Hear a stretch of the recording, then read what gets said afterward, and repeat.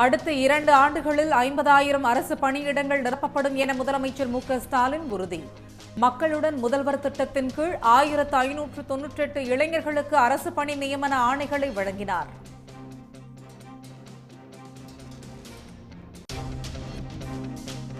திமுக அரசு பெரிய திட்டங்களை கொண்டு வரவில்லை என்று எடப்பாடி பழனிசாமி குற்றச்சாட்டு.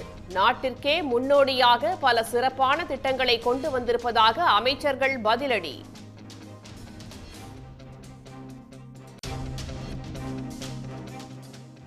அதிமுக மனம் திருந்தி கூட்டணிக்கு வந்தாலும் தாமரை சின்னத்தில் போட்டியிட வேண்டும். பாஜக மாநில துணைத் தலைவர் கே.பி. ராமலிங்கம் நிபந்தனை.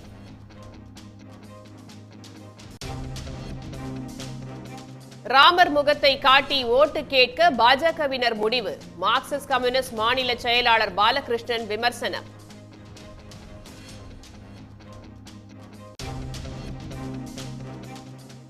சன் குழும தலைவருக்கு இந்தியாவின் மதிப்புக்குரிய தொழிலதிபர் விருது. பொருளாதார வளர்ச்சிக்கு சிறப்பாக பங்காற்றி வருவதாக பாராட்டு.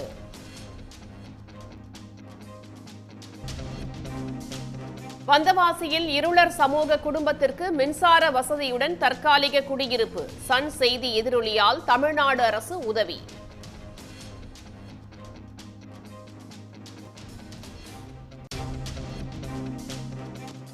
அரசு பள்ளி மாணவர்களுக்கான புகைப்பட கண்காட்சி சென்னையில் தொடக்கம்.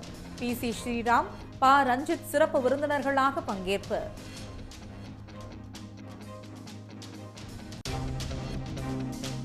கர்நாடகாவில் வேகமாக பரவும் குரங்கு காய்ச்சல். தமிழக எல்லைகளில் மருத்துவ பரிசோதனை தீவிரம். உடனுக்குடன் செய்திகளை தெரிந்து கொள்ள சன் நியூஸ் பெல் ஐகானை கிளிக் பண்ணுங்க.